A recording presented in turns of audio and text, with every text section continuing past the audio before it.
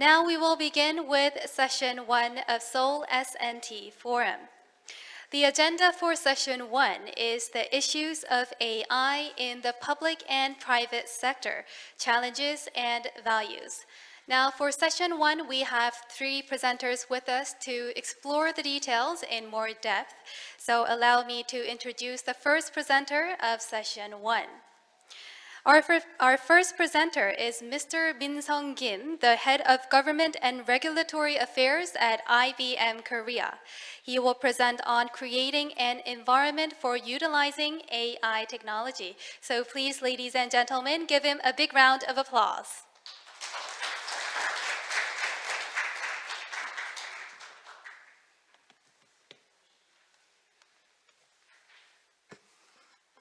Hello, everyone. I'm Min Sung Kim, Head of Government Affairs, IBM Korea. It's very nice meeting you all. 통역이 제공된다고 하셔서 한국말로 발표하도록 하겠습니다. Okay, since simultaneous interpretation is provided, I will talk in Korean. So first of all, thank you for giving me this spot to speak as a first speaker in the afternoon. And it's very rare for a company like IBM to talk first in these sessions. So I feel that you are putting a lot of importance on the companies. So thank you once again. So in case of IBM, so we have been in Korea for a long time. We came here in 1967, and you all know Watson, I guess, the AI system. So we have been using that a lot for our services. And so Watson X, the upgraded model, has been launched this year, and I think that's one of the reasons why we have been invited here today. So IBM has been doing AI services for a long time, and we have a lot of AI researchers and experts today at this forum and the AI-related policymakers. So I think adding our insight here could be helpful for all of you. So I think I'll be able to share some keywords and insights in this area. And I hope you could use my presentation as like the backbone of your discussions coming forward. So we have been talking since the morning today about AI, and a lot of changes had happened due to COVID-19 in terms of everyday life, but also for the companies too. And especially IBM, who has been in the market for a long time, is feeling the change in many aspects, the way we work and the working environment, automation, and how we work at the office. There were a lot of changes, and as a technology company, IBM feels that, well, which company has which technology, and finding the right point to use that technology in business are actually the key to success. In 2021 to 2022, ChatGPT has become widely used, and AI technology is not only closely related to companies, but also with our everyday lives. And you all probably know, right? So, chatbot is not really a new technology. It's been in the market for a while, and it's just one of the existing technologies from the perspective of AI experts.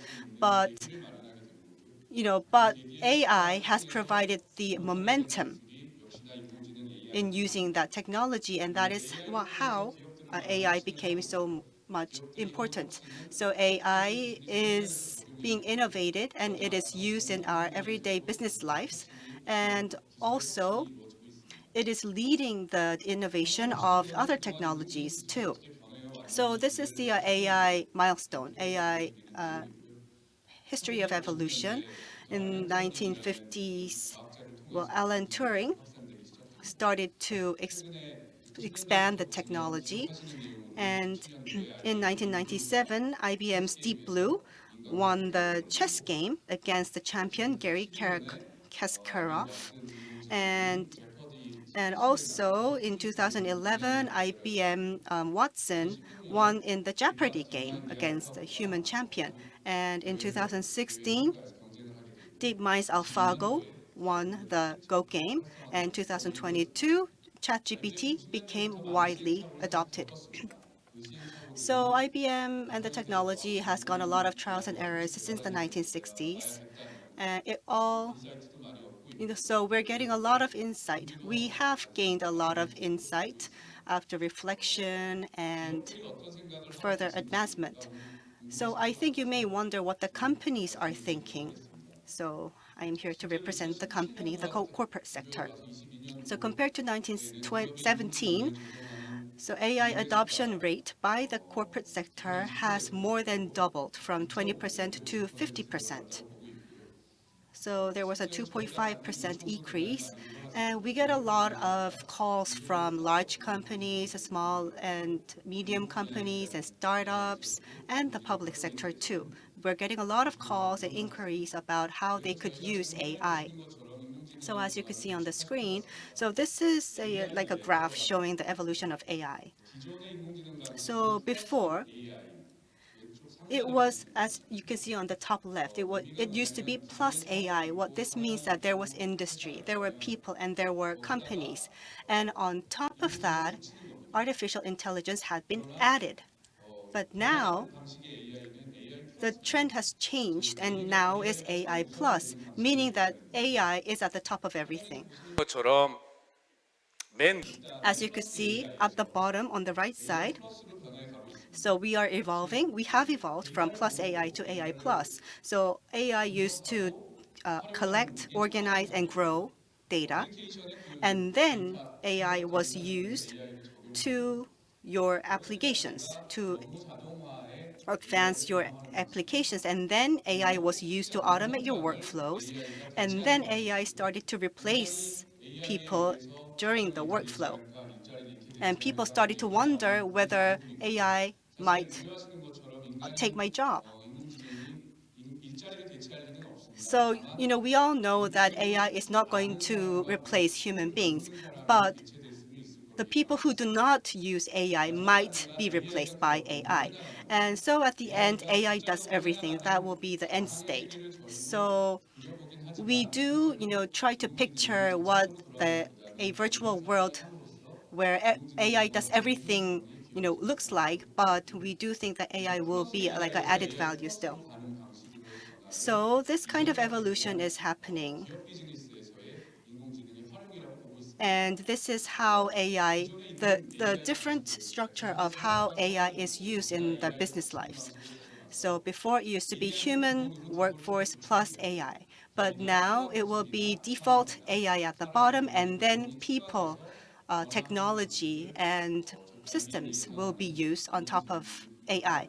So this is how IBM envisions the future of the corporate sector. 분야로는 크게 여러 가지 So there are many fields where AI can be used. So we have corporate representatives and also the government and the public sector representatives here today. So companies like IBM will be using AI and providing services to the governments going forward. And I will explain what kind of services that we will be able to provide. So first is digital labor, meaning AI doing the work instead of human beings.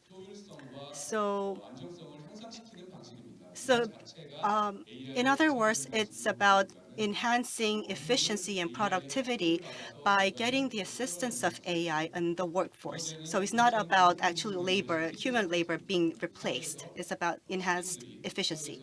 And second is AI will be supporting the citizens.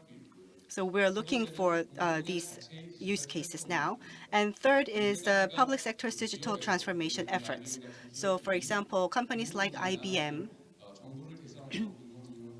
will be so do believe that like the government could be the target of its AI services. And I would like to show some examples.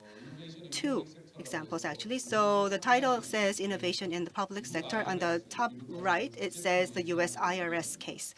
So this is the tax office of the United States. So this year, and all of these use cases were from this year and last year. So the problem the US IRS experienced was that, IRS has a lot of paperwork. They need to print all the documents and they need to glue it to the document files and submit it and get it approvals. So that requires a lot of room for storage, and there's a lot of inefficiencies and errors happening during that manual workflow.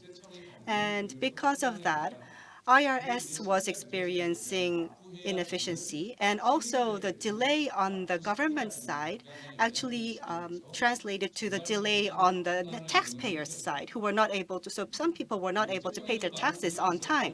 So IRS put a lot of thoughts into this and introduced AI. So how we contributed was we provided digital scanning function using AI.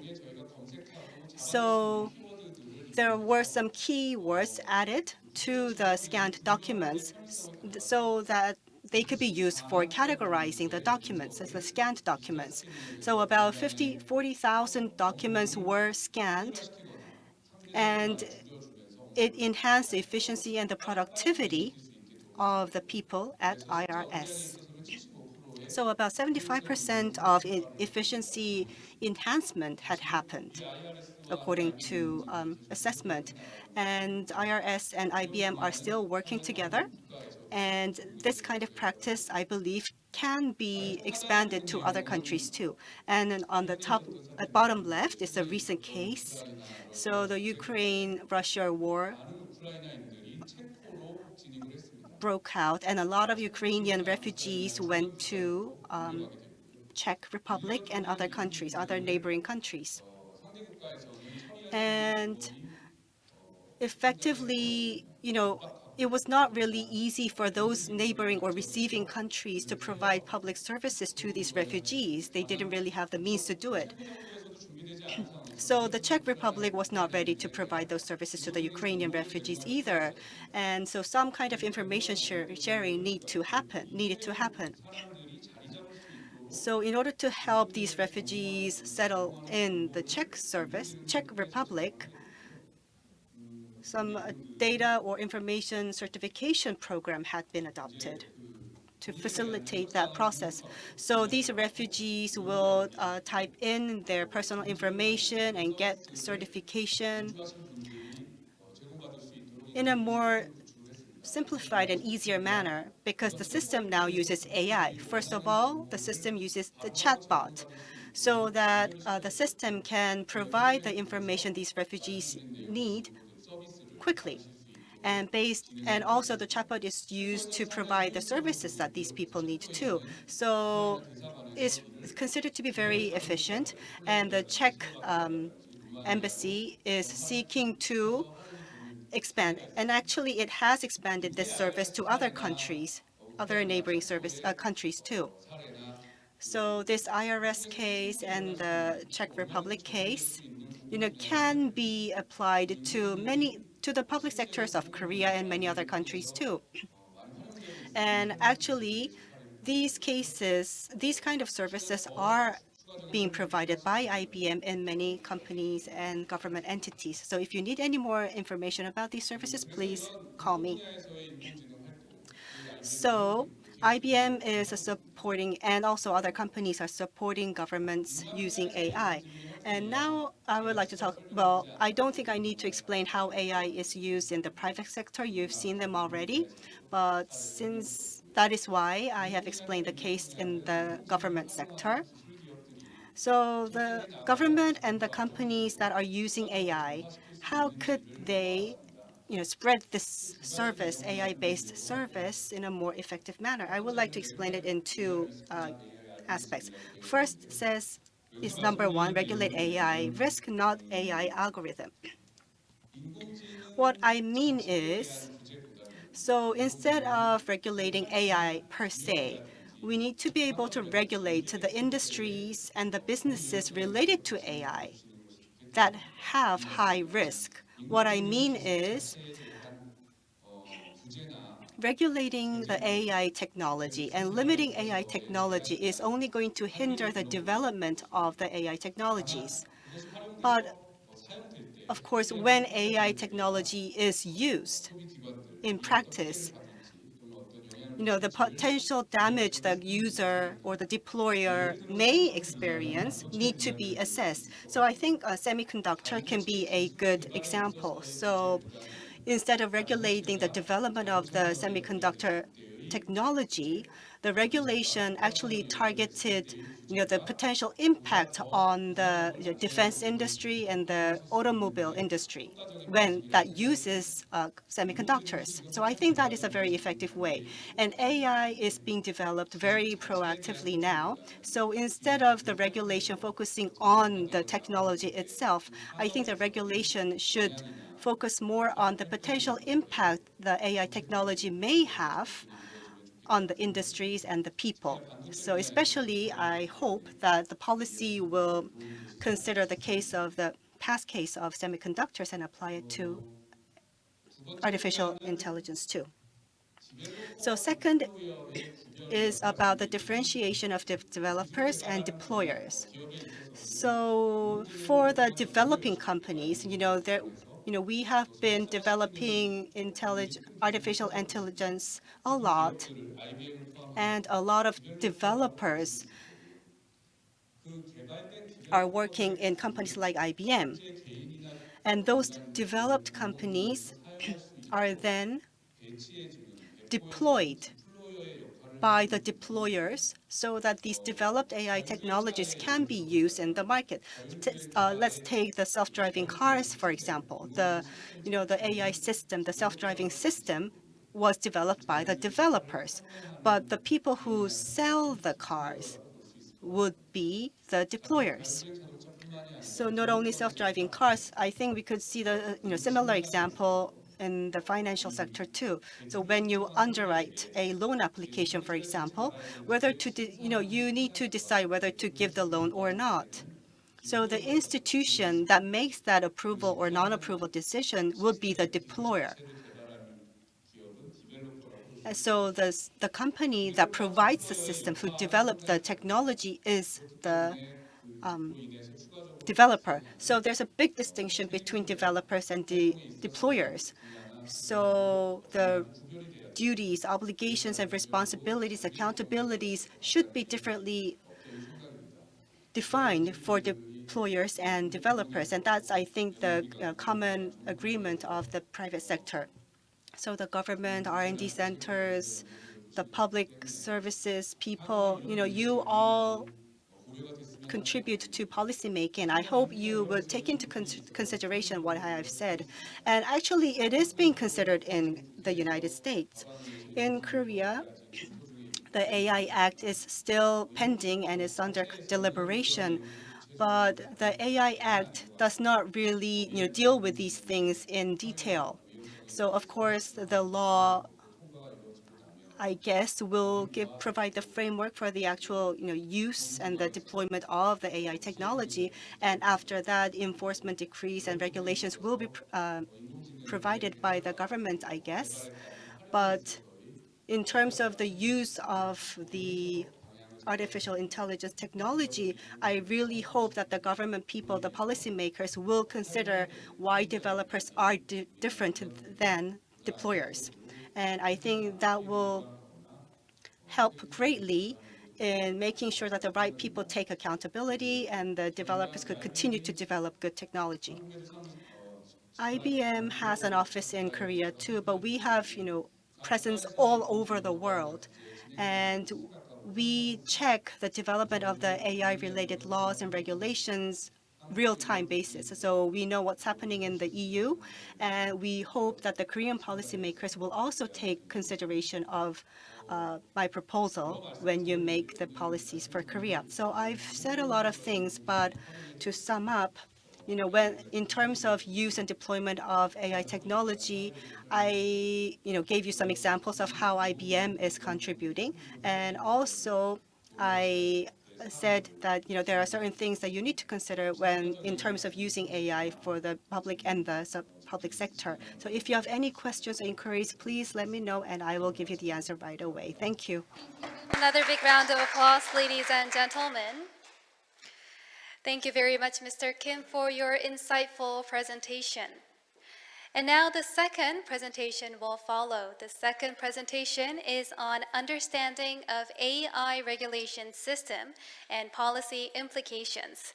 Now it will be presented by Dr. Kwang-ho Lee, the Senior Research Fellow at the Science and Technology Policy Institute. So ladies and gentlemen, please give him a big hand.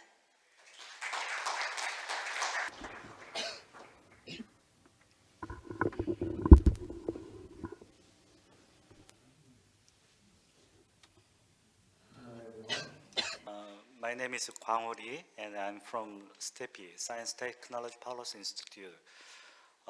동시 통역이 제공된다고 그러니까 저도 한국말로 이야기를 하도록 하겠습니다. I will speak in Korean as interpretation is being provided. Today, I will be talking about understanding the AI regulatory systems and policy implications. This morning, when I was wearing my tie, my wife asked me, "Where are you going today?" And I told her, "I'm going to talk about AI regulation." And my wife was like, "You can't even call a taxi with your app. How can you talk about AI?" And so I felt that there is a large gap between what I'm doing and what I actually can do. And so this means that AI is already permeated our daily lives, and also there are many concerns about AI. So today, I would like to talk about why we have AI regulations and what are the controversies about AI regulations. And there are many complex issues related to AI regulations. So we should be proposing a frame to understand the AI regulations. And I would like to introduce a couple of case samples. And also lastly, I would like to talk about how we should be approaching policy framework from Korea's perspective. So first, let's look at the expectations and concerns. And many speakers have already said that there is this huge growth potential when it comes to AI. These days and a couple of years ago, people thought that maybe AI is just like a flu because, the flu name is also AI. And according to a market research company, there is a very interesting point, which is that, of course, exponential growth is something that is very natural. But then there are two parts of the AI market. First, there is the AI application market, where AI is applied to education, to the medicine field, and also to social and welfare services. And then there is another market, which is the market about AI itself, about the data and algorithms. And out of those two markets, currently, when we look at which market is bigger, it is the largest market itself is the chatbot market. So when it comes to insurance and when you do a lot of chatbot services, there are many chatbot services already being provided in the market. There are many developing companies as well to provide that service. But the average growth rate of the global AI market is large in terms of medicine and education. However, the market is not opening up very quickly because of regulations.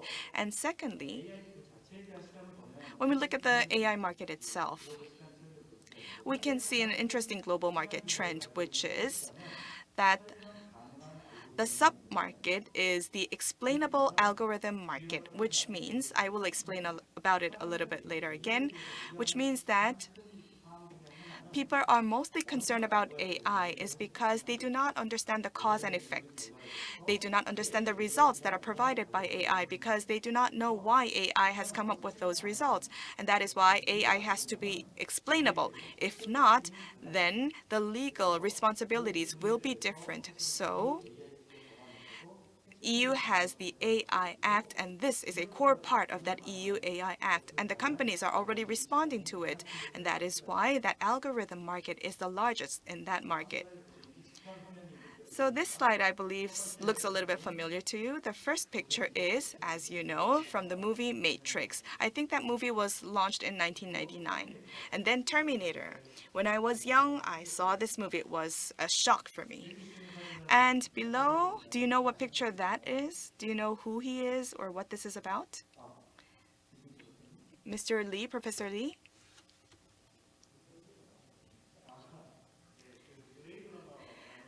So it's from a science fiction movie, Blade Runner, and this person is a cyborg actually. And it's an AI, it's not human. So he's thinking about his identity. And so he will be making human-like decisions and then faces death at the end. So why are people afraid of AI? So I think we need to have this more like a social scientific approach. It's because we believe that we cannot control AI, and that is why we are feared and we are afraid of it. And in the current SF movies, the role of AI is evil because we cannot understand, we cannot control AI in the movies. And that is the perception that we currently have when we think about AI. But then when we look at the history of evolution as well as civilization, when humans can control and understand something, then they will be less afraid. So this is the starting point. So we always talk about AI singularity, like the powerful AI and the weaker AI. So it's an inflection point. So what is this watershed point? It's meaning whether AI can have an ego. Many SF movies talk about AI singularity. And so what is a ego? Scientists say that there should be a narrative and that there should be reasoning in order to have an ego. If you have a narrative, you can fake. But, well, AIs can do somewhat of narrative, but they cannot do reasoning. But scientists say that by 2025, AI will be able to do reasoning. However, these days, nobody says that AI will be able to do reasoning. Maybe it will be 2050 or 2100 when the AIs can start having their own egos. And then there's also this part of reasoning. And this is the most important part for humans to evolve. And so how are humans able to reason or to infer? They have this function in their brains. So with a limited amount of information, they can quickly make a decision. So it is a very effective and efficient function of the brain. And I've mentioned about the narrative of ChatGPT. So when ChatGPT was first launched, the first question that I asked ChatGPT was in Korean. When a tiger and lion fights, which one wins? And then I asked in English again. The answers are different because the databases are different. And then the second question that I asked was, so what is the calculation of 1 times 10 until 100? So people can calculate it within 5 minutes, but ChatGPT, even if it's a state-of-the-art AI, it will take years, decades of years, because humans, they know the Gaussian survey that this calculation, if it is divided into two, then it's the same. So this is the Gaussian survey, so they do inference. However, the ChatGPT AI, I've been asking ChatGPT many times and they've been coming up with errors because they are not able to do reasoning or inference. So we talk a lot about the neural network, the algorithms of AI. This is all just mimicking the functions of human brain. However, they do not understand completely how human brain works, and that is why the development of AI will go along with the development of brain science. So when AI enters our daily lives, so how can we change the regulation? It's not just about changing a single regulation. It will have a huge impact on the society as a whole. First, for the businesses, if there are accidents, data biases, or intellectual crimes, there could be many issues like that.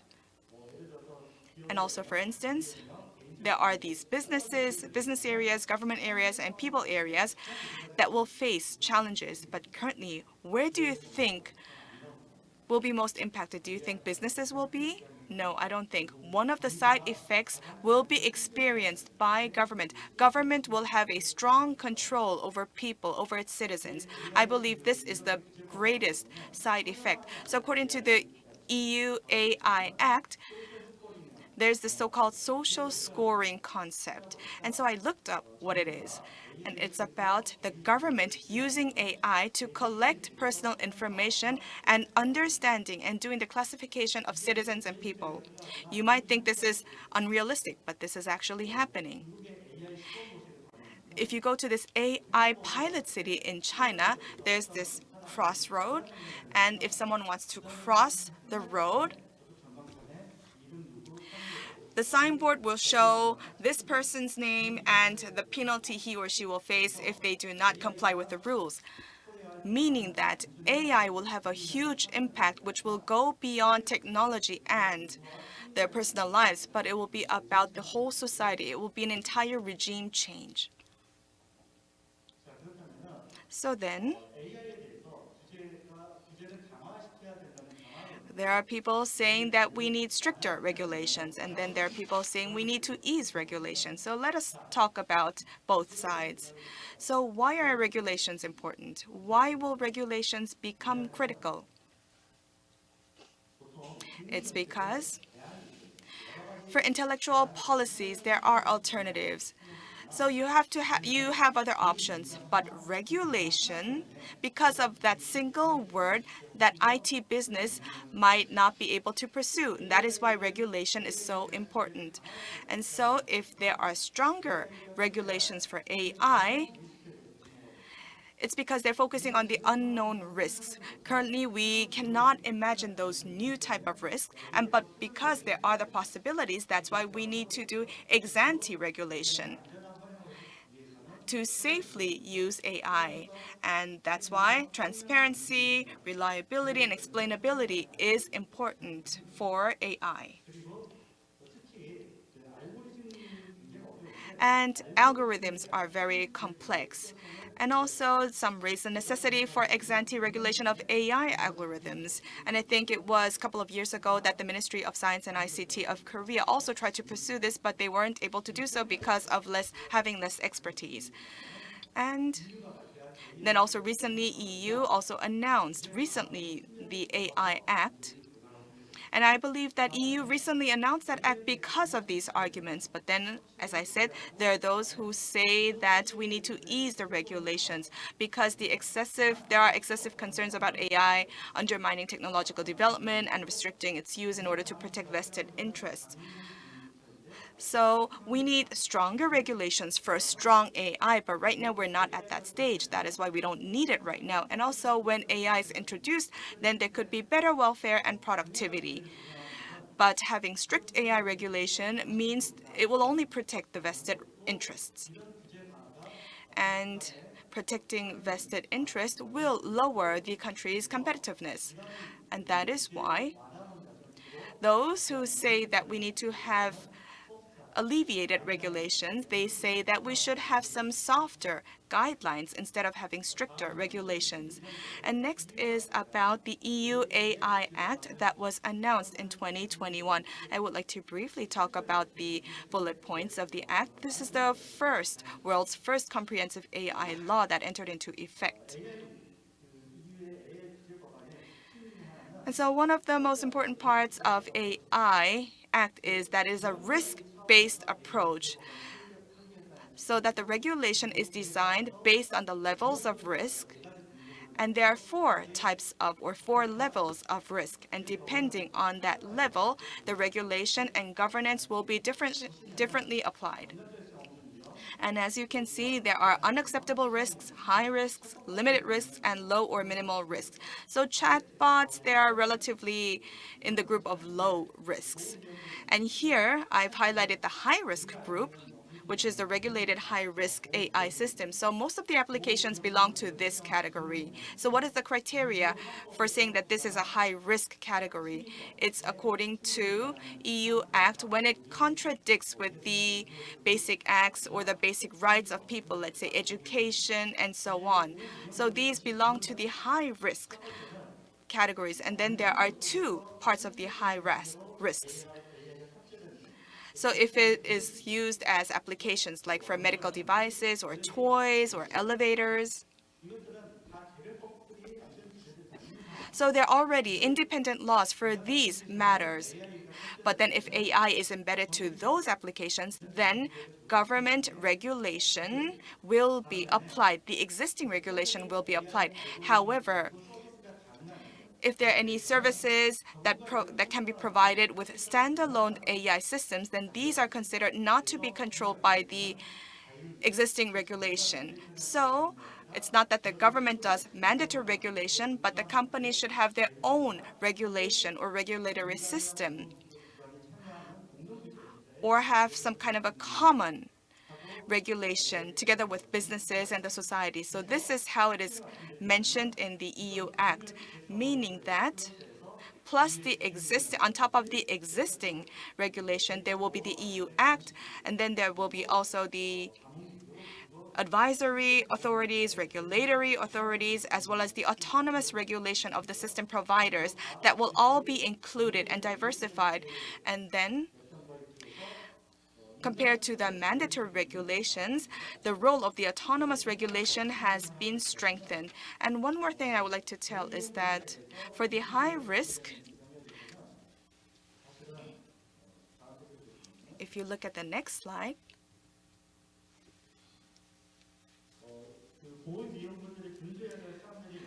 so there are many things that the high-risk groups have to comply with. As you can see, these are the obligations for high-risk AI systems under the EU AI Act.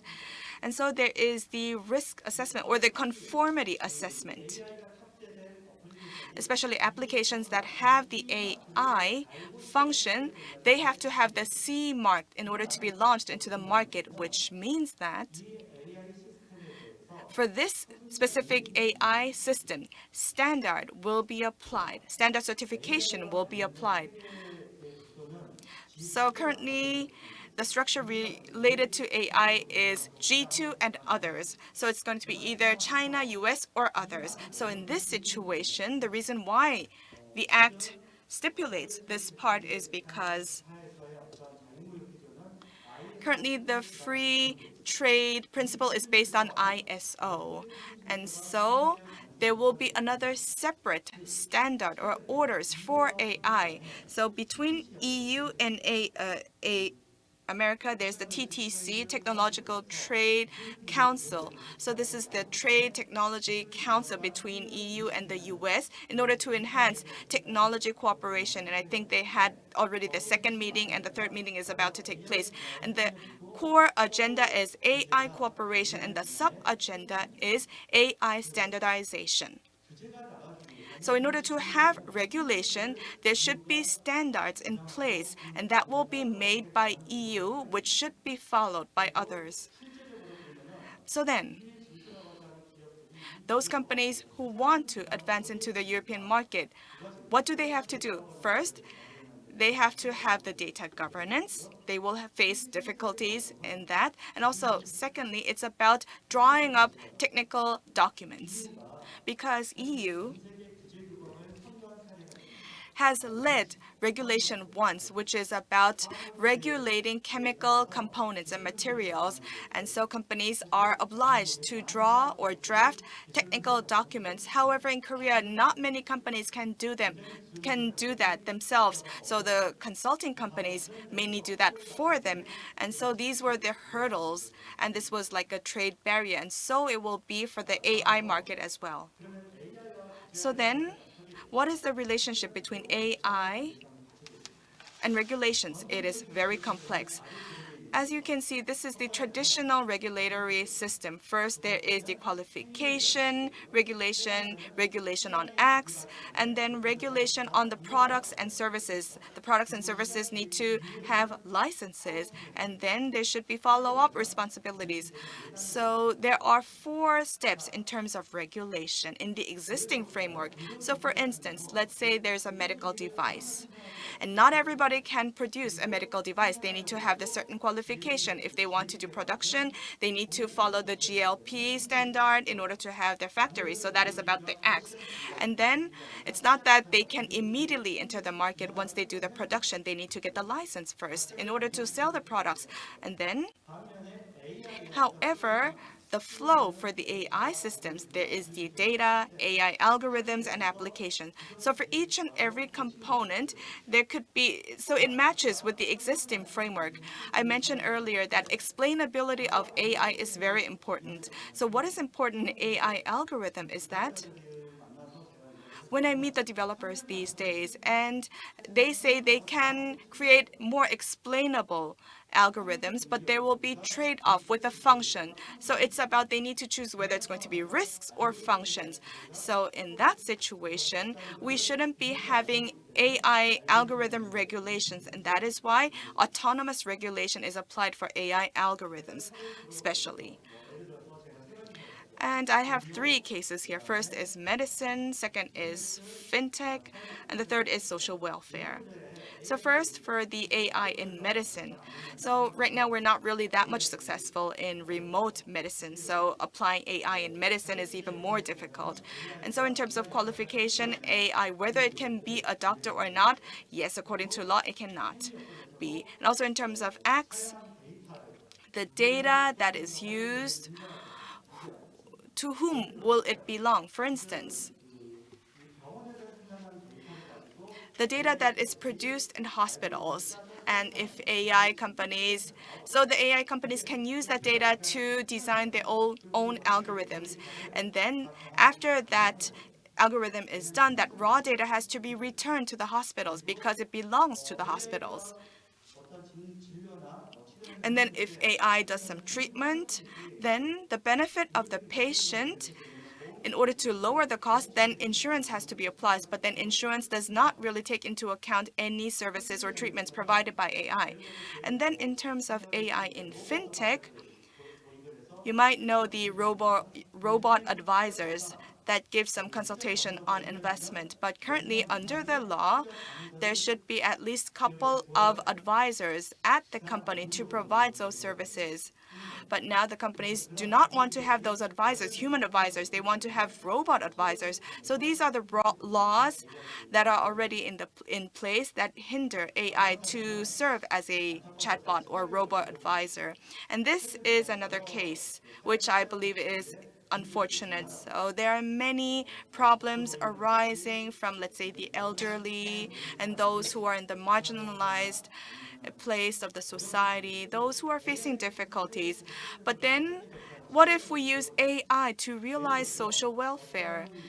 So for instance, let's say there is a house that is poor and they're not able to pay for their utilities, so they will be using less energy, less water. And so through the AI algorithm, we can collect that information and then we can link any donations to those poor households.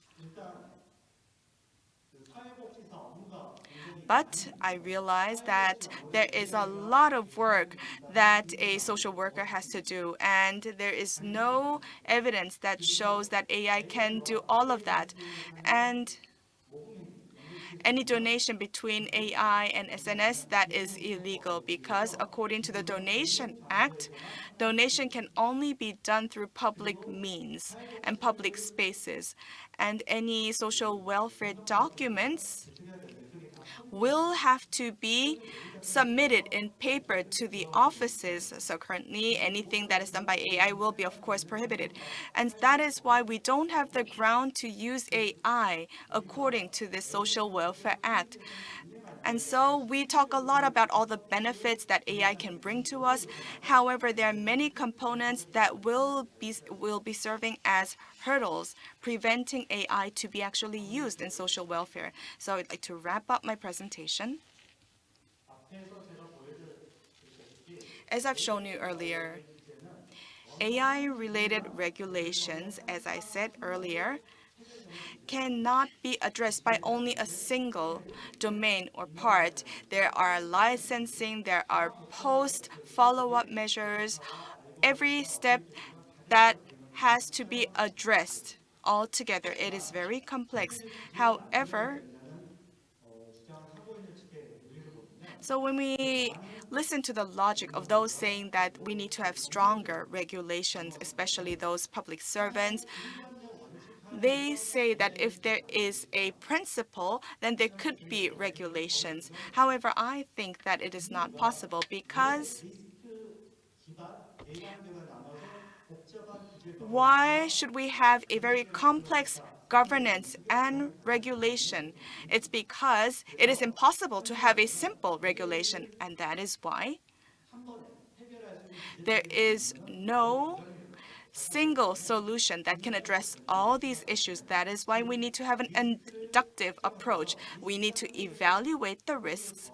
And for those areas that have less risk, we can start doing the regulation.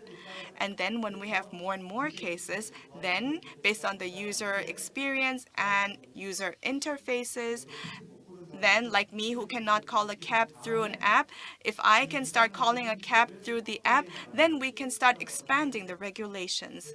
What about that? And also data reliability is very important in that regard. And data reliability, in other words, is data standardization. And so all those prerequisites should be solved firsthand. And secondly, as I said earlier, through risk verification, we need to have more conservative qualification. Right now, qualification is all based on humans. So we need to alleviate those qualifications, and then we have to adopt a negative system of the acts, meaning that we should alleviate the regulations. And so to do so, there should be many pilot projects and validation projects going on because user experience is important to assess risks, to know to what extent there are risks. And lastly, we need to also remove regulatory vacuum by sector. We need to improve related systems and build infrastructure that can help ease any entry barriers. So 70 or 80% of the regulations is related to data. It's interesting because of the Privacy Act, I believe Korea is one of the countries with the strongest data measures. But when you ask, are there any, so there are no data leakages? No, I don't think so because I receive a lot of spam phishing calls, which means that my data is already leaked. So it's not only true to only have these stronger regulations, it's more about data sovereignty. It's about us having the right to sell and own our data. But according to Data Act of Korea, data sales or distribution or retail is impossible. And verification of AI. Of course, autonomous regulation of businesses is important, but third-party verification, validation, and that kind of a structure should be in place to be reliable. However, in Korea, currently there is no accredited we must think how many accredited third-party validators there are. And there is have you heard about the digital therapeutics in the US?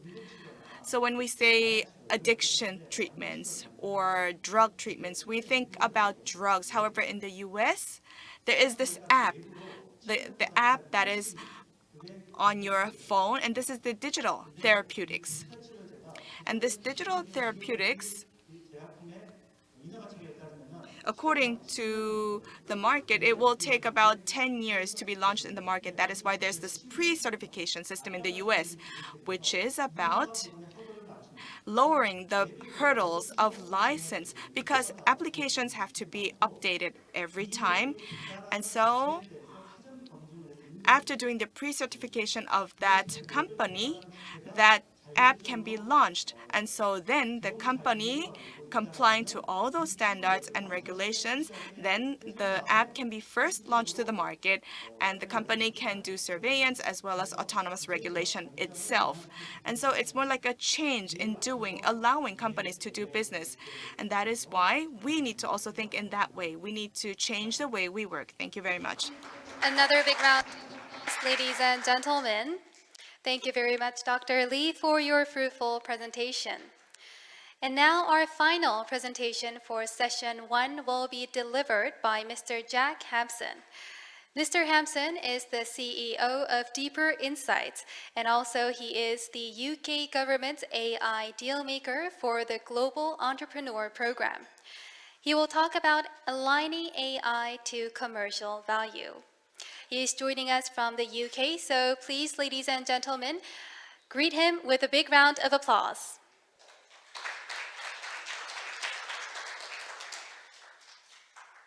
Good afternoon. The floor is Hello. yours. Hello, everybody. Annyeong Haseo. That's my only Korean that I have so far, but a pleasure to meet you and to have the opportunity to present today. My name is Jack Hampson. I'm the CEO of Deeper Insights and an AI government deal maker, and I will be talking to you today about what I'm calling the decade of AI implementation. And in this, I will be covering, sorry, let me share my slides. I thought that was already being done. Hopefully you can see those. Yes, great.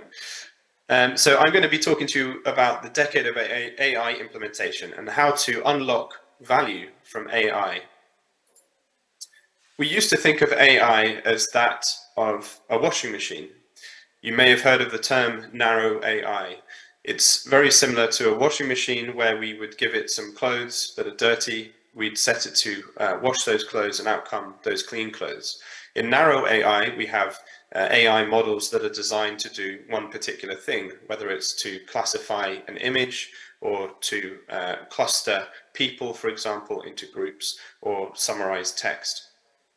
But as we've heard lots about this year, and I'm sure you're very familiar with ChatGPT and OpenAI, we have now got AI models that have the ability, in this case, to understand language and therefore to take many exams within the same model and perform extremely well. So here you can see a number of different exams that the AI has taken, from the bar exam, so that's law, all the way through to environmental sciences. And in this case, one AI model has performed extremely well. In comparison, this is where most humans would perform in these exams. If we give this AI more data and more compute power and ask it to take those exams again, in the case of GPT-4, we can see further improvement in the AI's capability. And this was truly outstanding, as the time difference was only a few months in improvement between these models. But what was also really outstanding about GPT-4 was the addition of vision. So an addition of a new modality within the same model. So not only could the AI read the exam questions, but it could now also see the graphs, the maps, and some of the images that are used in those exam questions. So of course, it performed much better. And this was really fantastic because it gave us an insight into what this AI is able to achieve. But it's also created a dilemma, because we now have this very high expectation of what AI is. People could mistakenly think that we have created general artificial intelligence, or artificial general intelligence as it's known, but we haven't. We don't yet have this capability to have a washing machine also manufacture clothes for us. And so the dilemma we have is that perhaps we are getting into a space where the general public's view of AI is very different to the reality of what it's capable of. And Bill Gates himself has started to try and dampen our views of how, of these expectations of what AI could become in the next versions of GPT-5 and beyond. And we have been here before, because these AI hype cycles that we are currently in, a very big AI hype cycle, have also had AI winters. And we've seen this in the 50s with the Turing test. We've seen it in the 80s with expert systems. And we now have a huge AI hype cycle that was generated from the breakthroughs in deep learning. And so we have this question: where are we headed next? Are we heading towards artificial general intelligence? And are we going to keep growing this capability? Or are we heading into another AI winter? So that's something that we have to consider. Obviously, regulation that we've just heard about is a very important factor in this, that could dampen further the ability for this innovation that's needed to get to artificial general intelligence. But my view, and I'm very biased because I run an AI consultancy that implements AI across organizations, is that I don't care. Because what I've seen so far, this year is such an incredible step change in the ability of AI to perform what were very difficult tasks previously with such ease now, is that actually I believe that even if we had no breakthroughs in AI technology in the next few years, we still have so much value to unlock. And we can see with organizations that there has been not a very high amount of adoption of AI yet. So we have less than 1/3 of organizations that are using AI in more than one function across their business. And this is largely unchanged since 2021. This is from a McKinsey report that came out earlier this year. If we compare this to how the cloud market has evolved, especially in enterprise, it took 7 years for 60% or 2/3 of organizations to have their data stored in the cloud. So there's still at least another 7 years for that 1/3 of organizations to go to 2/3 of AI adoption across the organization.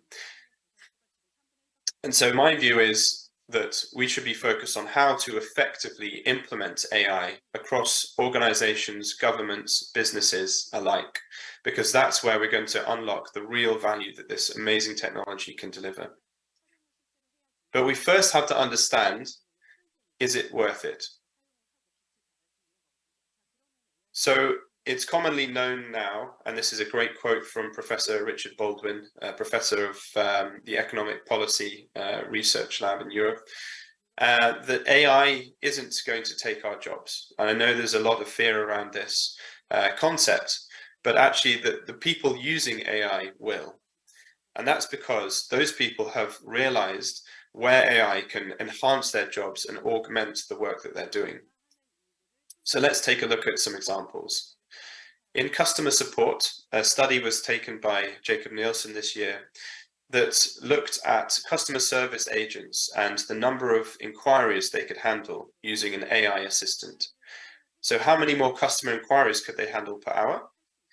In this case, 13.8% on average.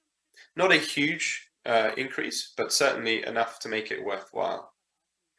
Let's look at another example. In the same study, we looked at the experienced business professional drafting documents in things like press releases, reports. How many more business documents could be written per hour using an AI assistant? In this case, a very impressive result of 59%.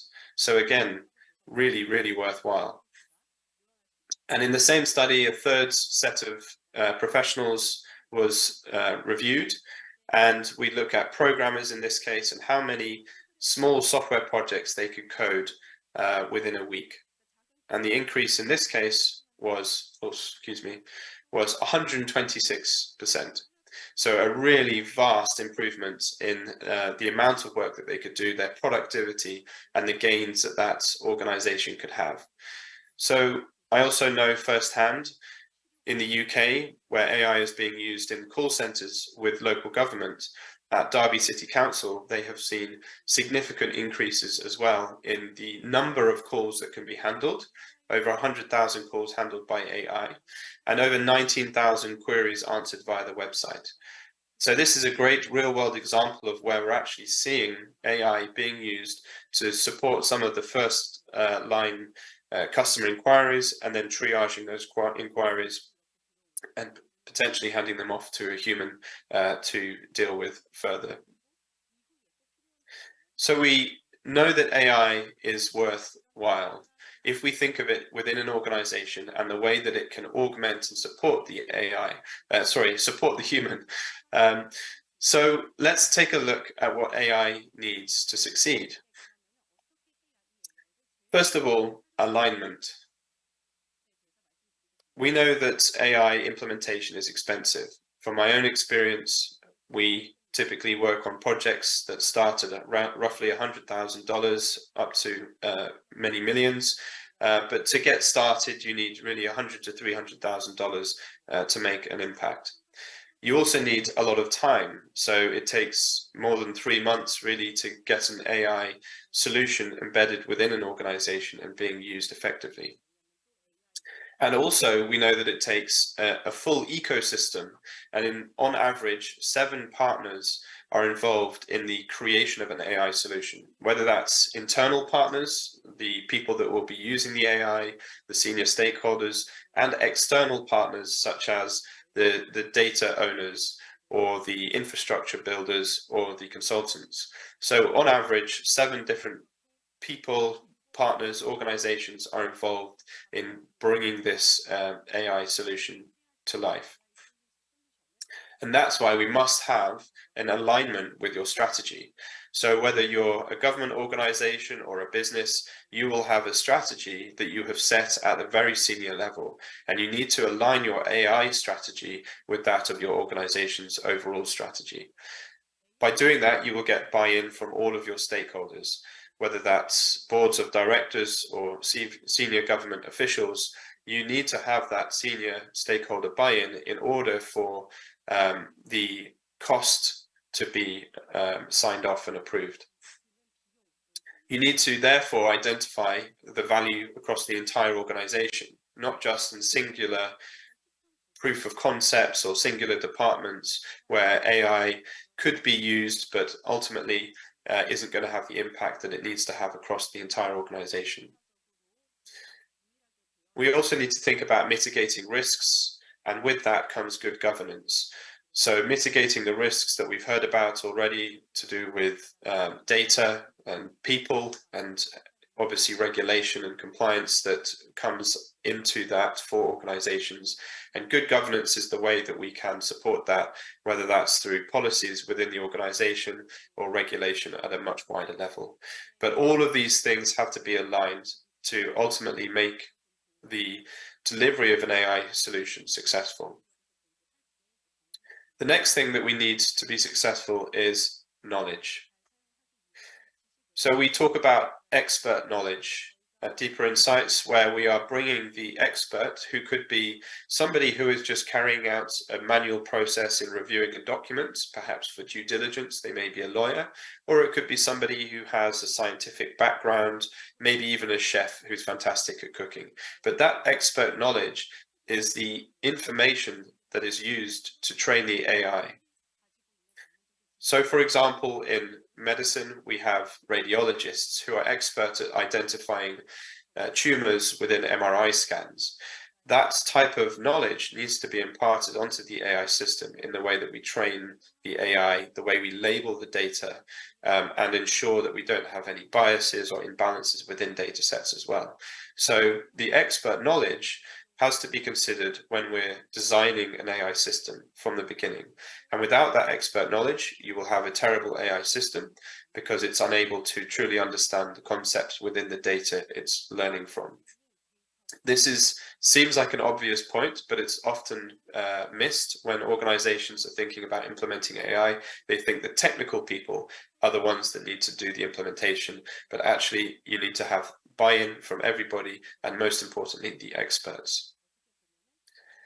And then finally, data, which I've obviously talked about a lot already, but data is the most important third point here to make sure an AI is successful. Let me just explain what I mean by data and how it feeds the AI system. So you may have come across this data science hierarchy of needs before. This is how we think of what AI needs in terms of the same framework that Maslow famously used many decades ago. So at the bottom of the hierarchy, we have collection of data, the instrumentation, the logging from sensors, external data or user-generated content. We need to collect that data in an accurate way to ensure that we have good raw data from the source. We then need to store that data effectively, and in some cases that may be live data, or it may be unstructured data as well, which I'll talk about in a second.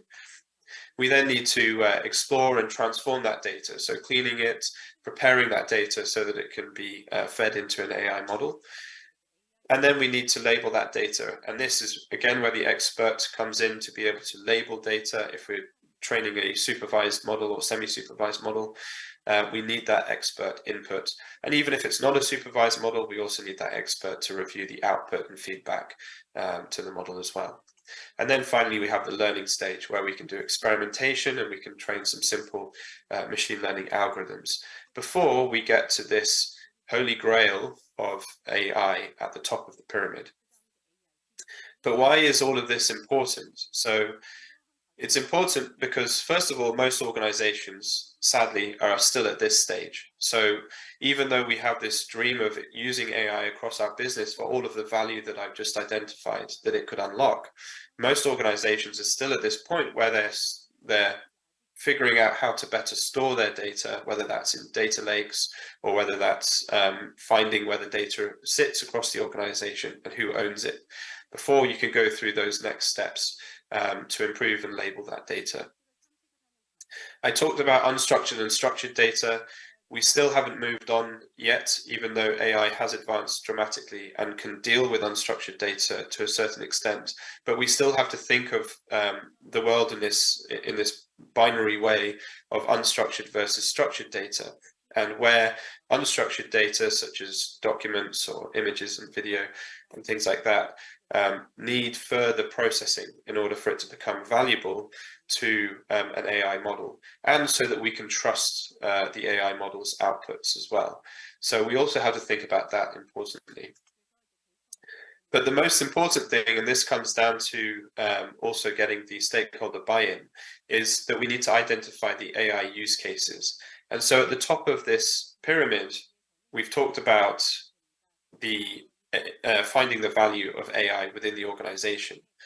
And that is really important because it drives the demand to improve our data collection, improve our data labeling, and all of the other steps that we need to do to move up the pyramid in order to realize the value from that AI.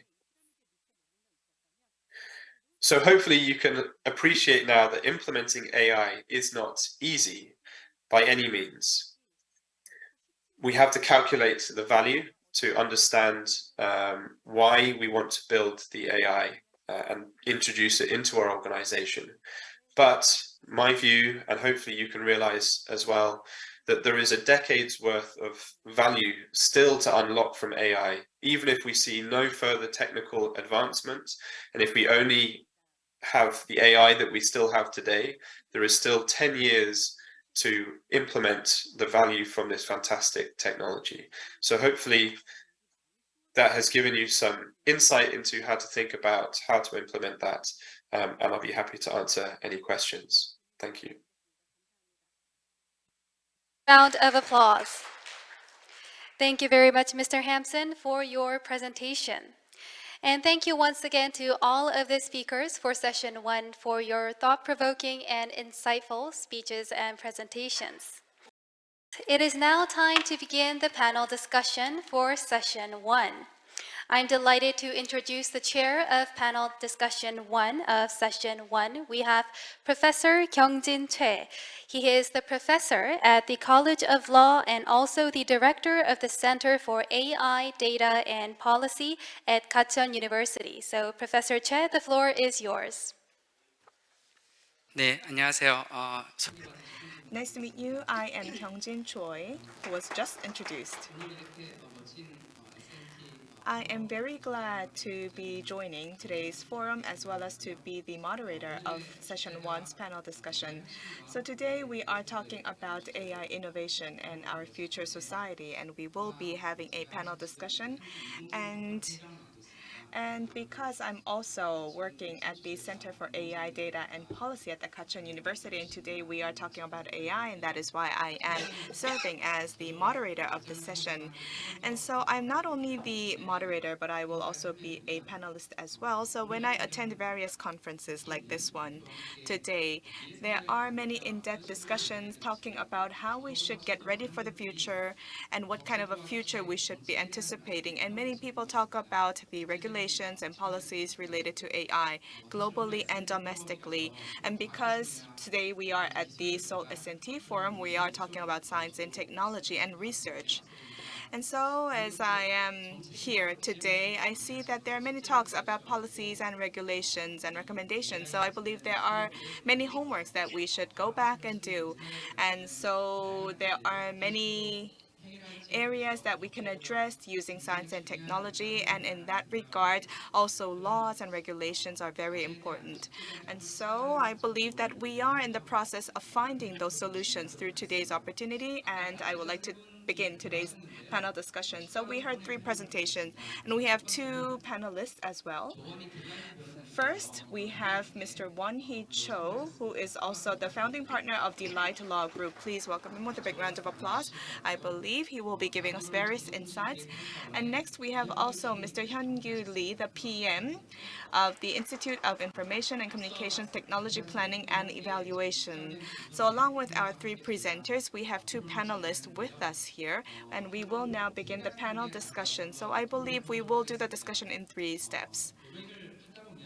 So when we do discussion, many people talk a lot about the risks of AI and also not only also the benefits of AI, but also the side effects and risks of AI.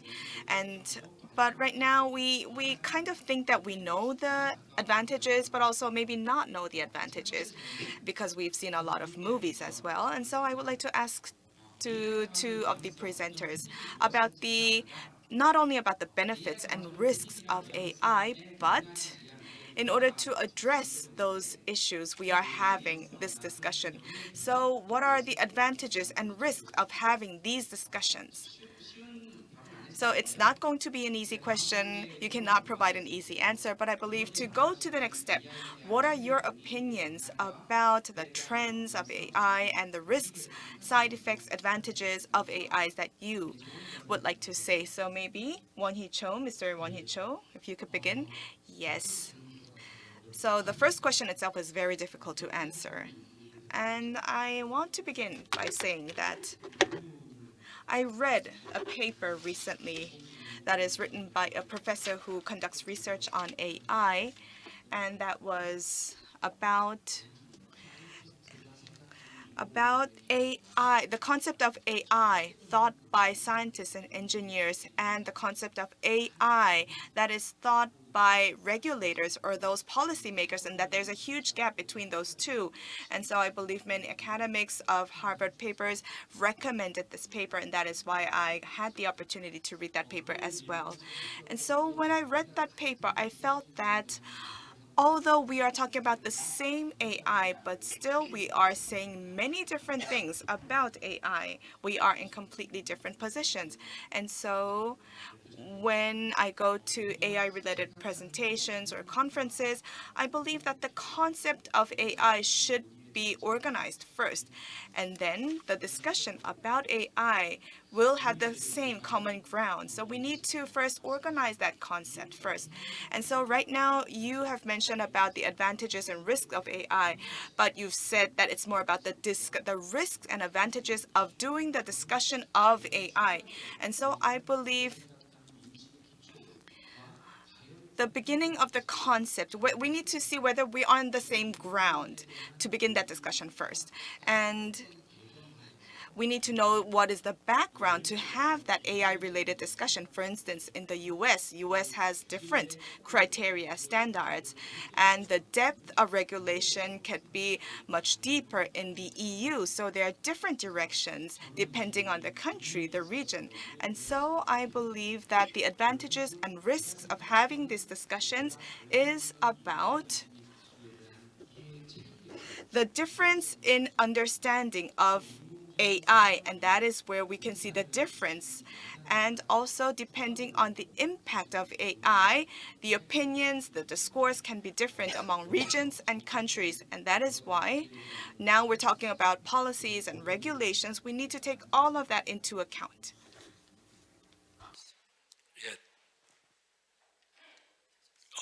예. 저는 아무래도 Well, I am a researcher, and I think I'm the most developer in this room. So, and I am in charge of planning too. So maybe, this discussion itself, I mean, think about AlphaGo that we see on the newspaper, ChatGPT. So maybe the discussions, these exaggerations, you know, actually raise concerns, and I think it's something that we need to be afraid of. So, AI is far from being complete. It's not a complete, perfect technology. And newspapers say that it's, huge, it's amazing, but it's just a few. And a lot of the majority of the AI technologies are still toddler stage, maybe even not toddlers if you think about scalability, for example. But still, we say that, AI might cause damages to the human race, and it's like a far, far future. And it seems that the governments are talking about regulating AI because of the current concern that may possibly happen in a long time ahead of us. And I think that could raise bigger concerns than necessary. Okay, so this was not mentioned by the three presenters, so I would like to ask first Mr. Kim to answer this question first. Well, I thought about it from another aspect. So in the area of AI, well, we're doing AI, but we also do quantum computing. So these two areas, if you they all need policies and regulations, but AI is more well known, it's more widely spread, and it's closer to us, it feels. Because, so if you think about legislation on AI and legislation on quantum computing, they're all, talked about at the Congress, but the Quantum Computing Act was passed quicker. So, they all raise similar concerns, but it feels that AI seems closer to us. And there's a lot of discussions regarding AI now. So I guess that is why more people want to understand this technology and more people have more opinions about AI. But then you know how it goes, opinions leading to another opinion, leading to another opinion, and concerns raising from that discourse. And so I am in the corporate sector, so I would like the policy direction to be set quickly and the regulation to be set quickly so that we can follow that direction. So I hope efficiency is really key. 예, Mr. Lee, so I think the question itself is really difficult. So my view on risk and convenience. Well, regarding convenience, well, I mean, it's for sure because, the convenience is just proved by the corporate sector profitability. But risk is somewhat very vague. So I met somebody who works on the regulation side at Google, and what I've heard from him is that it's like, it's trying to assemble a plane in the air. So first, there needs to be a product, and then it needs to be released to the market. But it seems like, the regulation, how to regulate this product is still, somewhat in the air. So I think, regulation is a collection of agreement of the public society. So I think that we need to know how much do we know and how much we do not know, and what we do need to know more. And especially, how are we going to assess risk and how are we going to evaluate the risk? I think the discourse on these things need to happen first. Thank you. Same question is going to you. Please, you have a floor. So I agree with all the panelists. Really, I think there's been a lot of hype created around AI. And I believe that at the moment it's quite politically motivated, which is creating an additional motivation. Certainly in the West, we have in the UK and in the USA presidents and prime ministers wanting to be re-elected, or people fighting for elections, which now that AI has become more tangible and more people have the ability to play with this AI and feel it and see what it can do, it has created this this hype and this excitement, and that's where politicians are starting to get very involved. I agree that we need to have regulations set. I believe that we already have a lot of frameworks that exist that can be used for regulation, like data privacy. We have copyright laws. We have lots of other laws that kind of form the use of technology in general, and those can be applied to AI. But what we really need is to have regulations set so we understand what the parameters are that we can work within, because otherwise we are trying to innovate in a world that is has a constantly shifting landscape, and with that shifting, we can't understand what the rules of engagement are. So we have also had this level of technology for quite a few years now. We have deep fakes, and they have been around for 4 or 5 years, I believe, and being used to defraud people and cause, being used in crime. But regulators weren't worried about that 4 or 5 years ago. It's only now that it's become politicized that it's motivating this higher level of regulation. So, thank you. Thank you. 여러분들께서 첫 번째 So I wonder what you felt when you were listening to all the answers of the panelists. I think it was in 2020 or 3 years ago that I was also involved in revising the Data Privacy Act, and there were many issues that were addressed back then, and there were differences in opinions regarding the AI-related automation and about regulating who will be having the ownership of the data. And so this data will go into effect next year. And so we were thinking about what kind of regulation are we talking about? For what kind of AI? I thought that everybody has different ideas and opinions. And then we were thinking, is AI really that dangerous? Or maybe it's not dangerous. Or maybe it's too dangerous. So there were different opinions and perspectives. But everybody didn't really have evidence. They were not evidence-based opinions. And now we are talking about evidence. We talked about validation being important, verification being important. So at every stage when we're talking about regulation, I felt that we didn't have much evidence. And we were all at different starting points. We had different methodologies being applied. So that is why I believe this is one of the greatest hurdles in having a common ground. And then secondly, I would like to talk about more the AI itself. Many people have been talking a lot about the risks of AI, but I would like to look at a more broader perspective, which means that I was recently very much interested in the ecosystem. So in the past, there is the economy-related ecosystem or the society-related ecosystem. So I was wondering, with the addition of AI or AI innovation, when new services are created, then there will be an impact on the existing ecosystem, or new ecosystems can be created. And so there are collisions between ecosystems caused by AI.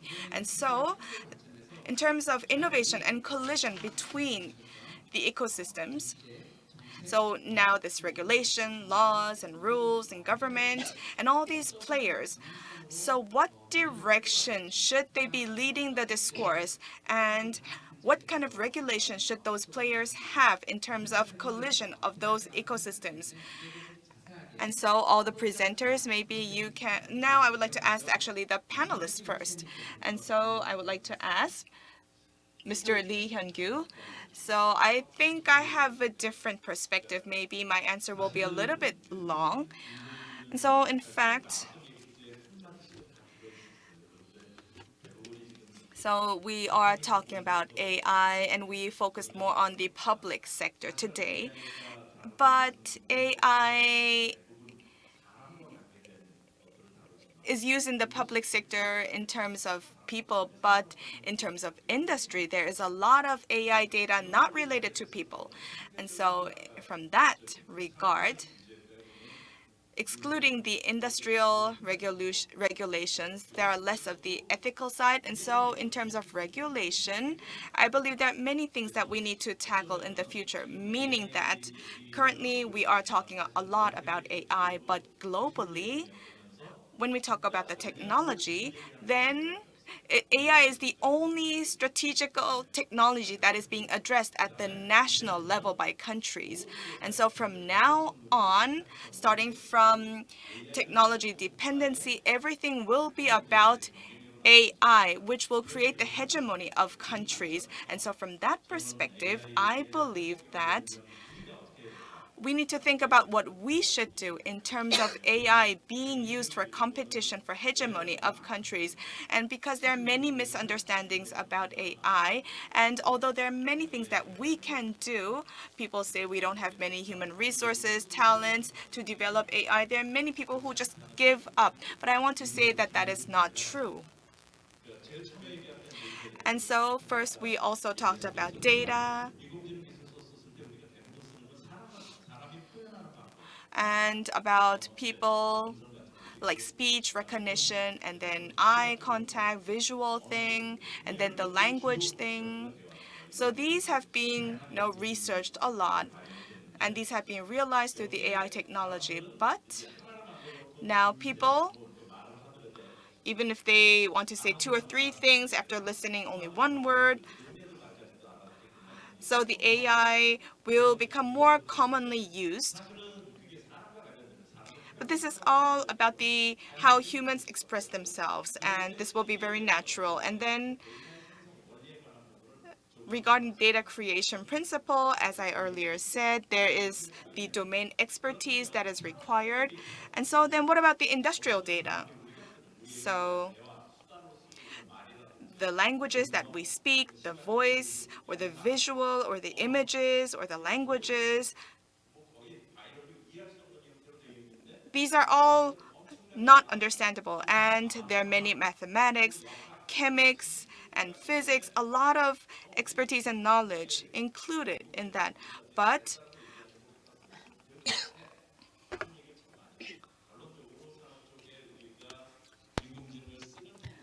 So in terms of using AI in the industrial sector, so most of the AI development has been human related, human service related, and it is now being started to be used in industrial sector. But we call it application. So people think that, okay, we could apply the existing AI in the industrial sector, but they will fail because they don't use the same data set. So here, domain is important. So the domain will change according to the characteristics of the data set. So, people-related AI cannot work well in the industrial sites because they use different data set.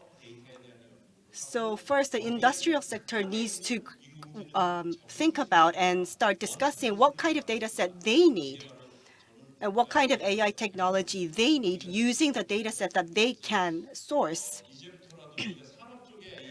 So in terms of applying AI to industry, we should not say, okay, let's apply the AI technology to industry now. You should say now, okay, we will start to create and develop AI technology that is most fit for industry.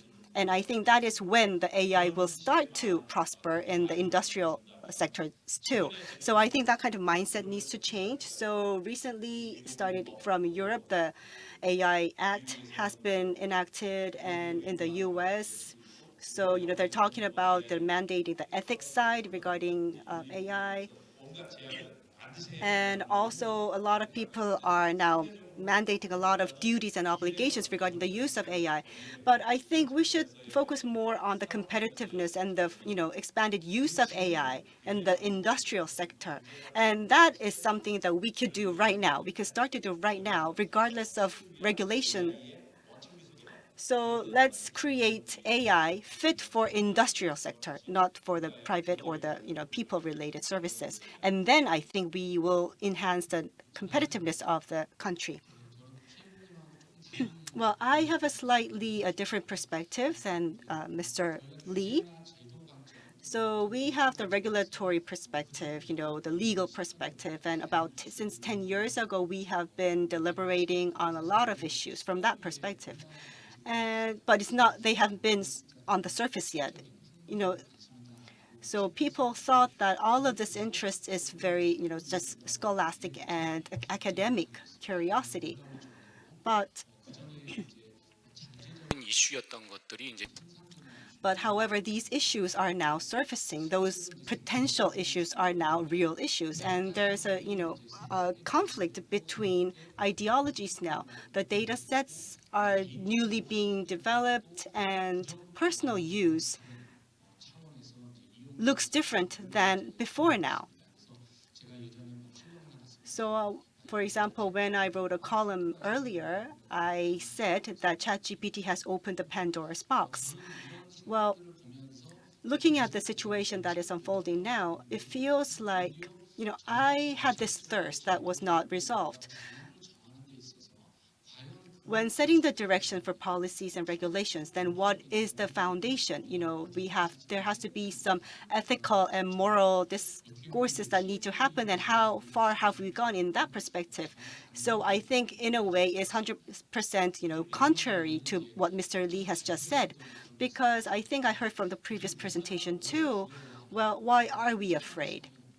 Because it's not controllable now and it's not predictable. That is why we are afraid of AI, and that was one of the presentations. And even MS development team said that we didn't know that AI will advance this fast, and even they released a article expressing the concerns on the fast development of AI. But anyway, these kind of changes are happening in the ecosystem, and a lot of clashes are happening. And then under such circumstances, then based on what will the regulations and the laws be created? I think we need to really think about this. Of course, Korea needs to develop its industries. We have to make sure that we have the right systems in the place so that we could keep on advancing the AI technology. But then there's a war happening in Israel, and you could see that AI is actually used on weapons. And also, AI engine added to a robot could result in an uncontrollable incident, for example. All of these are becoming real issues now. And under such circumstances, there are philosophical and ethical discussions happening in other countries. But I don't think Korea is there yet. So that is where I have concern on. I think it is somewhere the ethical side, philosophical side is something that Korea needs to work more on. Thank you. Well, if I ask this question to the floor, and I think everybody will have different views and different answers, but we do have a limited time, so I would like to move on to the next issue. So when we talk about AI, there's a lot of discussions internally, but there's a lot of discussions at the international level too.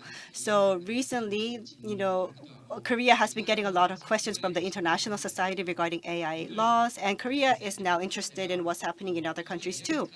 So we talked about EU AI Act a lot today. And I was very impressed that the researchers were, talking about these acts, these laws a lot, because I don't think ever before in history these researchers were so much interested in what the, laws say or the regulations say. And I think this is a very recent trend, because if the countries form a coalition to react to some technology, well, there were some attempts, but it was very new that the countries are joining hands to react to or respond to a certain technology. Of course, there was this kind of cooperation, international cooperation for nuclear bombs, for example. But then AI is like the second newest chapter, I think. So some people say that we need to create something like IAEA for AI.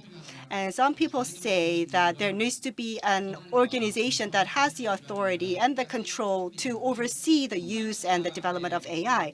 And of course, these are all the voices of the leaders in AI technologies, and this may exclude the latecomers in the market from being in part of the discussion.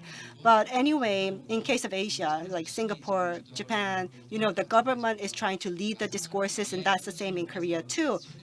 And there was some, top-level discussion in the UK and in Europe too. I believe that some ministerial statement will be announced sometime next year.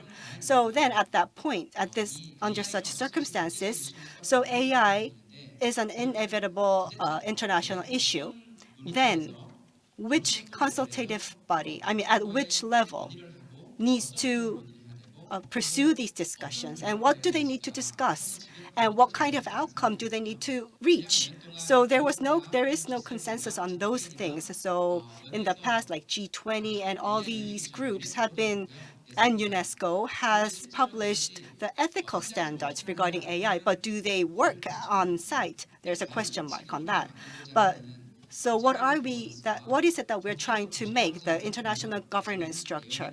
And what is that structure aiming to achieve? I think that is my big question. So we have great presenters and panelists here today. So, well, what kind of governance structure do we want to create, and to which level do they need to intervene? Can you give your feedback on that? And then under such circumstances, then what kind of role can Korea play? I would like to hear about your views on this too, especially Mr. Hampton. You're in the UK, and this is a SNT forum in Korea. So I would like to hear what you are expecting of Korea in this discussion. So let's go in order of the presentation. Mr. Kim first.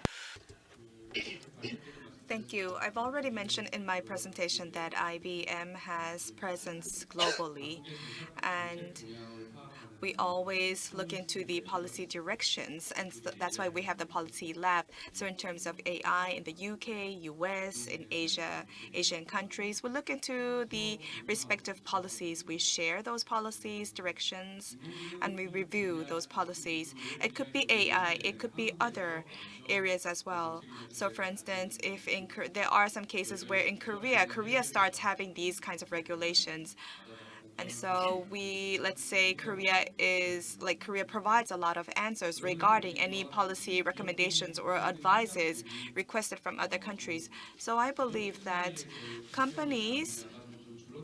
I think companies no longer are really, obsessed with borders anymore. So there aren't any borders anymore in terms of doing business. And so let's say LG, Naver, Kakao, or Samsung, or IBM, or other global companies that do research on AI, they face the similar challenges across countries when it comes to AI related regulations, and that is why I believe we should have some occasion or forums or forums where we can share those policy, situations, so that any IT companies working on AI can get together, form some kind of council to talk about those AI-related regulations. And based on that, and what is gathered through those councils or forums, we can look into the trends of the policies of the countries. But I mean, the companies are already in those countries doing business. And so any challenges or directions that we felt, that we experienced, can be shared so that we can work in a more efficient way. And next, Mr. Kwang-Hoo Lee. This question also is, again, another difficult question. So whether we're able to do a soft start with AI. Well, I mean, governments all over the world, they don't really know why EU had created this AI Act. So when we think about the background, then, the EU related to AI, they don't really have any leaders. The market itself is not so big compared to G2. And so it's about giving initiatives related to rule setting. So I think that is the position of the EU. So I think the core of this discourse is about data.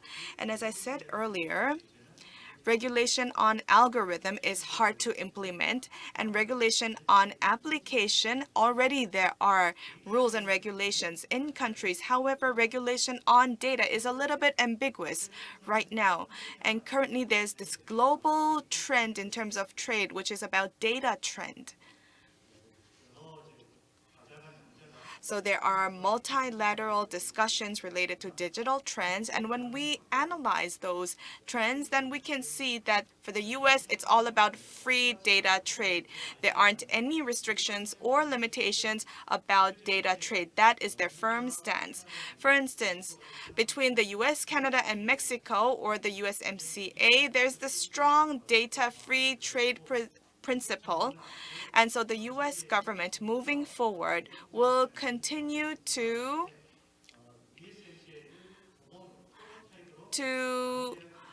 obligate the USMCA as a prototype for any country that will enter this negotiation with them. I mean, the US has all the platforms, which means that all countries, in order to protect their own data or to have some negotiating power, they want to have some leverage. And then, what will be the leverage of Korea? It's not the market, it's not the rule setting. So then what would be the leverage of Korea in terms of AI rule setting? So we need to think about what leverage we have. So personally, I think that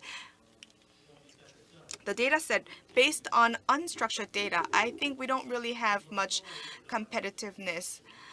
So because I mean, who would need the data set that is uploaded on Naver Cloud? I think we have expertise in terms of engineering. The PM also just mentioned that we have the engineering data that is highly competitive compared to other countries. The countries wouldn't need that kind of a data. And so having that kind of standardized system or rule for that data, I think that would allow us to become the leader and to have leverage in terms of global rule setting. Thank you very much. Next, Mr. Hampson, please. Thank you. We have obviously seen a lot of talk in recent weeks in the UK around the AI Safety Summit, which has been interesting, I guess, in the sense that it's brought together a lot of different countries, both East and West, which has been a great initiative because we do have to have these conversations around AI at a global level. I liken it to that of the way we are handling climate change, however, and we can see from the COP meetings that happen annually, so I think we're at COP28 soon, that we didn't actually get to an agreement for net zero until about COP25. So how many of these AI safety summits will we have before we get to an agreement of how we measure things? But there's also similarities, I think, with climate change and AI regulation in that we have essentially agreed a way that we will measure climate change, and we are coming up with ways that we will measure AI performance and safety and standards around that. And we also have, therefore, this data as an input. So with climate change, we have an input of data which is measured in many different ways. The same goes for AI. We talked about industrial applications of AI. We also have human and medical applications of AI, and it ranges across lots of different types. Dr. Lee talked about welfare use cases for AI, and of course, in each country that will be different. So how do you find a standard for how you regulate things like how AI is used in welfare? So I think we have to start at local government level first, identify the use cases, understand how AI will have an impact on the ground, and then we can have sensible conversations at a more global level. And until then, we don't really understand enough of the impact that AI will have to be able to properly regulate it. So my concern is that we're going to be doing a lot of talking, and there will be a lot of again, egos from different countries competing for their regulations, their standards to be adopted. But actually, yeah, the sooner we can get to some kind of NATO or G20 consortium that can bring forward their ideas from their local countries, that's where we will start to see things happen quicker. But the question, I guess, which I don't have the answer to because this is a very hard question to answer, is how long do we have before it's too late?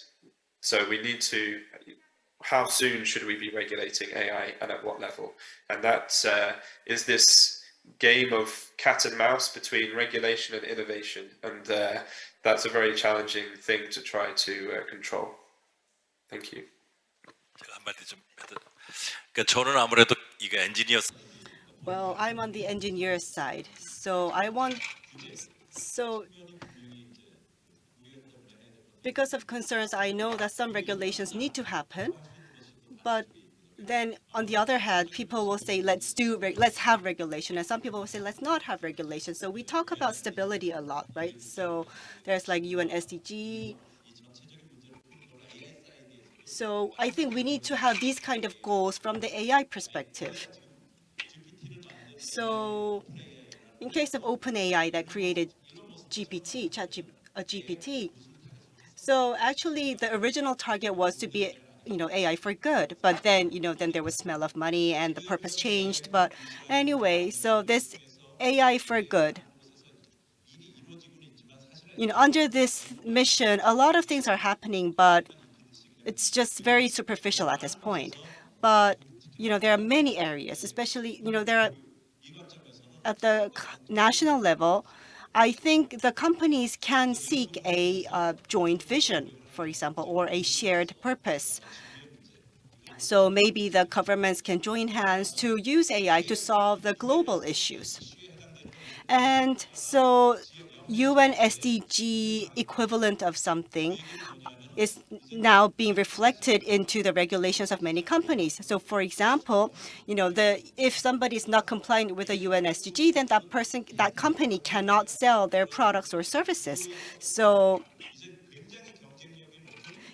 then being compliant with UN SDG makes you more competitive and more compelling in the market. And I think that is the way we should go to create AI that could be used for the good of the humanity. And I think we all need to collaborate in that way. So at the international level, a lot of discourses are happening for the regulation of AI. So first, I want to talk about the EU AI Act. I think we need to be take a more critical view on that because, there's a GDPR, it's a Privacy Act. So because if you look at that GDPR, you have this skepticism, do you need to regulate this much? So, it raises some very fundamental questions. So some people even say that, okay, the privacy market is a regulator's market. And I would like to take a more critical view regarding AI Act in the EU. And in terms of whether Korea can lead this discussion, I think some people may be skeptical about that too. But I mean, think about it. The impact of this new technology on human rights. This discussion has just begun in EU. And, however, in the past, Korea has led 2 UN resolution discussions in the past too. So we have many leaders in this technology area. And I do think that we do have some technological leadership. And I think Korea is strong enough to voice out our opinion. But what I feel still unfortunate is that the AI, if you look at the AI bill that is still pending at the Congress, if you compare it with other national frameworks, it lacks detail. The Korean Act lacks detail, and not much sufficient discussion has happened before it was submitted to the Congress. And I do think there needs to be a control tower within the countries to lead this kind of discussion, and also study this technology really in depth, and to create a regulatory framework that really befits the Korea's industrial situation and the technological development. Well, we've heard some very short but strong, opinions today. I don't know what you felt, the audience. Well, personally, 토론을 들으면서 이런 걸 느꼈습니다. through this panel discussion, well, this is what I felt. Mr. Lee said that, well, I feel differently about this. He kept on saying that I feel different, but when we talk about AI, one thing we need to be really cautious about is to have a singular view. Because I think people only think about AGI. I think people only think about AGI of a distant future. And it is being developed from various aspects, and data is being fine-tuned, and it is actually used in many areas, but people don't really think about that, the AI we have in our everyday lives. I think people just think about the AGI in the distant future. So there are differences of views, but we need to acknowledge the difference of views. But I think this is something that we need to think about, diversity. So there are diverse players consisting the ecosystem, and the different players have different roles, diverse roles and diverse responsibilities. So I think there needs to be discussion on diversity. And also a lot of people, cite EU AI Act, and Korea is trying to pass an AI Act too. But well, I'm a law person too. I'm a law professor, but I think their law is not the only way to regulate a sector. We could jointly regulate, the government and the private sector can jointly control a sector. We could lead the discussions together. And also, of course, we could introduce some very strong laws that could penalize improper act. So I think we need to think about the diversity of means of controlling this AI technology. And also something else that we need to think about is based on the diversity, we need to talk about details. A lot of people cited laws today, but so people just think about this unilateral, one law fits all kind of law, and that is what leads to criticism. But different means have different effects, and trying to achieve all of these effects with a single law, it does not really make sense. I mean, think about it. Other sectors have thousands of laws in one sector, but trying to regulate the AI sector or AI technology with one law, that is what is producing these kind of controversies. So I don't know about science well, but scientific approach to AI technology, I think, can be benchmarked to create laws and regulations for this AI technology too. And also, let's talk about the laws and regulations first on the things that are visual and tangible. Of course, we could, regulate what's going to happen in the future based on hypotheses, but, wrong hypotheses and long laws created based on these long hypotheses may actually kind of mislead the market. So I think acknowledging diversity and acknowledging the visible or tangible aspects that are already in the market is first need to be prioritized when we think about the laws and regulations. And if we do that, I don't think the concerns that you may have will not become real. And I think we may able to support the AI technology and the ecosystem in a more supportive manner. The AI for good, AI for global good. I think we could drive AI technology advancement to that way if we talk about diversity and details. So thank you, all the panelists. I will end the panel discussion here. Thank you. Everybody, the chair, the panelists, and the speakers for the insightful discussion. Please return to your seats. Thank you very much. So it was indeed a very dynamic discussion that gave us a lot of food for thought. There was a lot to take away, and I hope that it helped you connect the dots to take your research to the very next level.